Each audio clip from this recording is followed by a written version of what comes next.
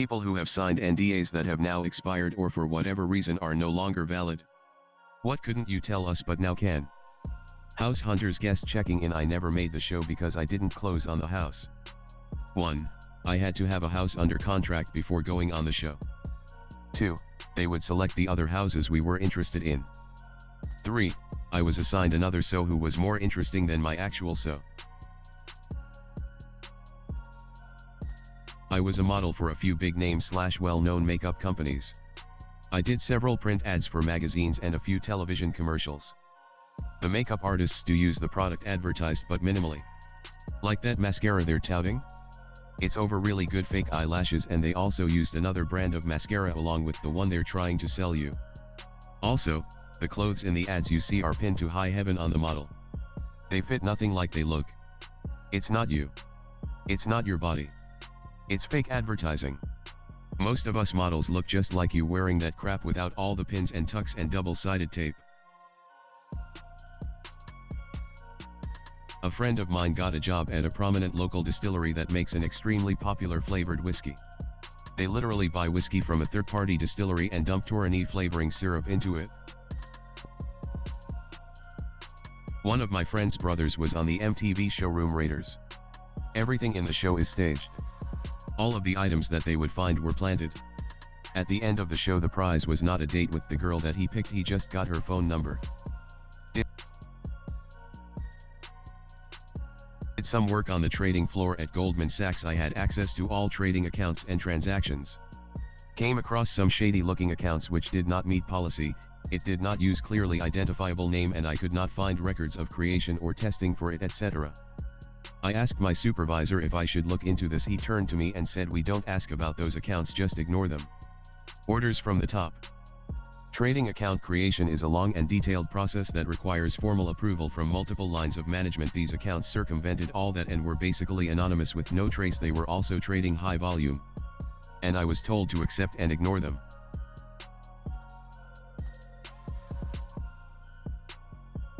That someone was making a wristwatch with two faces, so you could set one to local time and one to the time you're from. For international travelers. My boss almost immediately broke it and had to pay. I signed an agreement at my last job that I'd never sue them over anything ever. In exchange, I was allowed to get yearly raises. After I left that job, I joined a class action suing them for making me sign that and holding raises hostage. Made quite a bit from that. Apple 100% replaced the iPhone 4 for users because of a shitty antenna. We were instructed to dodge, deflect and deny this was the issue. Cell phone providers were shit. The phone was a fluke, it didn't matter. Don't admit fault. But if they were there for reception, vs water damage buttons or battery life, you had to make sure you were swapping them with the newer batch iPhone 4 swaps rather than the typical batch swaps. It was a recall without being a recall. But only if you had reception issues. I signed an NDA once when I was an extra on Mortal Engines. If you watch the movie, you'll learn more than I did on set. Posted this before if it sounds familiar. Not me, but a guy I know was on Cash Cab. A lot of it was faked. He was told he would be on a travel food show and would get picked up by a fake taxi at a certain location at a certain time. There were camera crews all over outside the taxi, and there's no way on earth you might mistake it for a real cab. Amazon made me sign one when I worked with a company that painted their airplanes before the public knew they had them. I did the FAA paperwork. I was literally only one of like 7 people to see their airplane fully purple with their logo on it. I was actually taken off of the project for a day because they thought I lied about not having a Facebook. They meant business.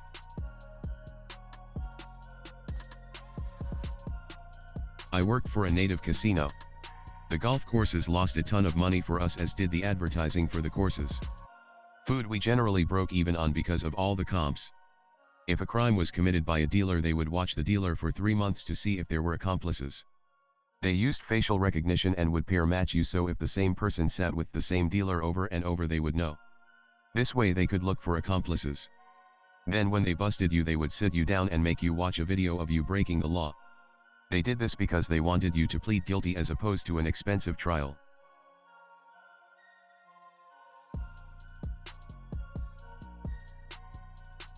We used an extract to flavor our peanut butter porter. God, it feels good to get that off my chest. I signed an NDA to waitress at a local family-owned restaurant. The owner was nuts, definitely had a severe personality disorder and was worried about his recipes getting leaked. The restaurant is dead now and his secret recipes consisted almost solely of frozen packaged food. Edit, guys. Stop trying to guess what restaurant it is. You never will. There are millions of family-owned places with crazy bosses that go under. You don't know the place and I'm not gonna tell you. Also, Mr. Krabs pays his employees enough to own houses and pets. I wish I worked for him. I was an intern at Wells Fargo and we were grouped with other interns across the US and given a project to work on aside from our normal intern responsibilities. My group was tasked to look at their current incentive program and the one they were moving to and then come up with various ways they could be improved. 2 weeks before our presentation, someone way above each of our managers had us shred all our work and sign NDAs. A couple years later, the story broke about their incentive programs where employees were opening up fraudulent accounts for customers in order to gain more incentive rewards. Recycling company would throw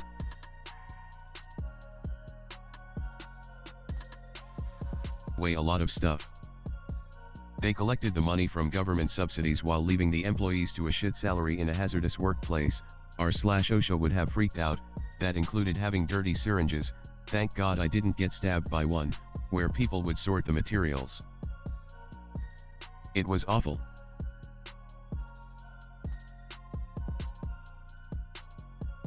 I had to sign an NDA because I was part of a test screening for The Dark Tower with Idris Elba. Tried to tell them it sucked. They didn't want to listen.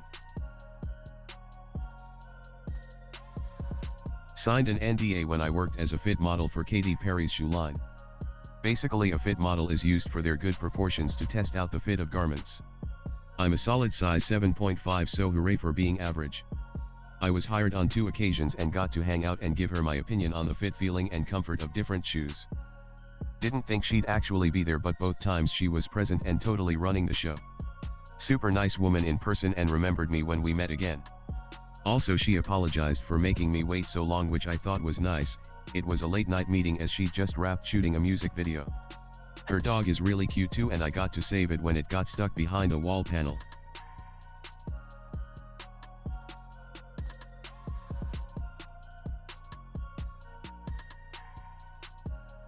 D&D 5e had a kick-ass online character builder that made character creation a breeze. It listed all of the possible skills etc. per race and class that was intuitive and made theory crafting for characters easy. Personal conjecture, they canned it because it took away from the pen and paper aspect of the game and they were afraid with an online tool it'd take away from book sales.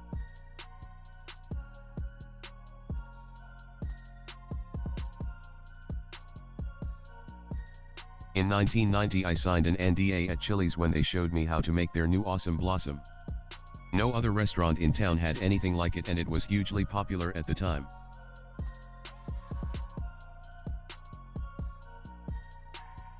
Worked for a short time as a QA tester at EA and wasn't allowed to talk about the game I was testing, the console port for The Sims 4.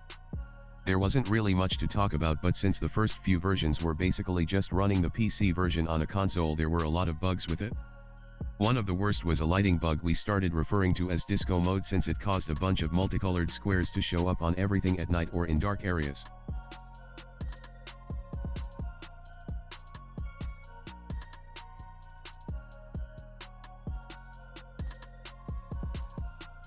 Worked at a matchmaking company. It's all bullshit, it's just throwing darts at a wall until something sticks. There's no science or magic to it at all. Edit. I didn't work for an internet matching company, so they may have a different process. What we did was get a paid client and set him up on dates. The dates we found were from a pool of women and we would just keep picking one after another. I quit because I felt like the women were just being used and I became uncomfortable profiting off of people's hopes.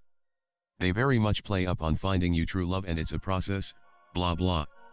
They'll very much play up the fairy tale romance. It did change me. I don't really date anymore because I don't trust the true intentions of people anymore. I became very jaded to dating after all of that.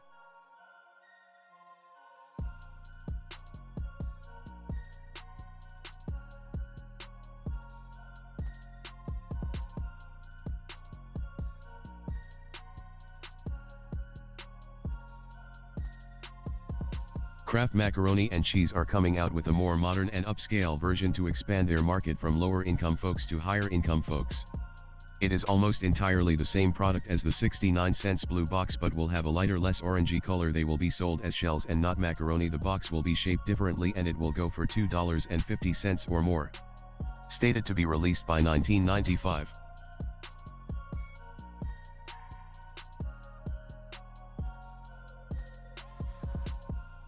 Saw the new Ferrari hybrid tech by employee error and couldn't speak or mention it until today as they launched a new hybrid model.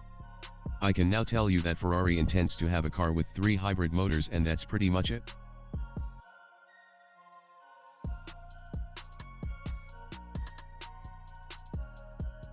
A certain global conferencing company still saves passwords for their web products in plain text. Any, and I mean any, employee that works there can see the password. My password there was not my pass, you idiot, because I know other people would see it eventually, and they'd even comment/laugh about it. Also, we once discovered that our main conferencing software was letting you sign in regardless of the password you entered. Meaning you could sign in with any email address. Once we brought it up, we first were immediately stonewalled and told not to say anything about it in written format. TLDR, they had the dev team and legal on a conference call and they decided it was best to just keep it quiet until they fixed it later that day. No client was to be notified of the issue. And the ones that knew of it were basically given a runaround until they gave up. They also added call spoofing to the software. They called it something fancier, but it was call spoofing. You could make a call and make it appear from any number you wanted. My team raised this concern many times but were countered with no one will actually use it for that. Okay. That place was a gold mine of security risks.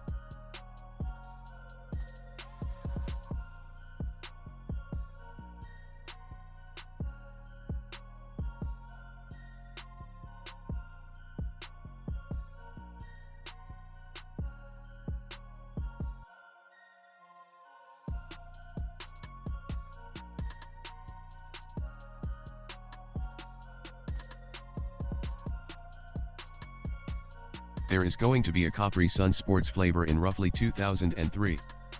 I was a taste tester for Kraft Foods when I was 10. We didn't sign an NDA, but it was supposed to be a secret.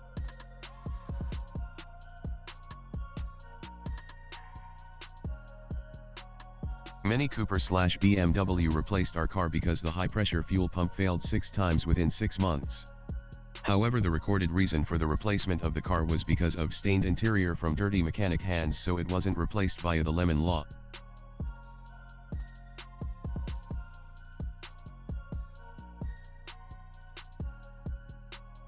Sony got hacked over that North Korea movie because of a 5-year-old account they didn't delete or monitor from an ex-employee.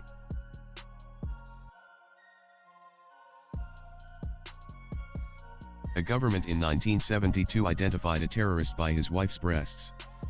From satellite images.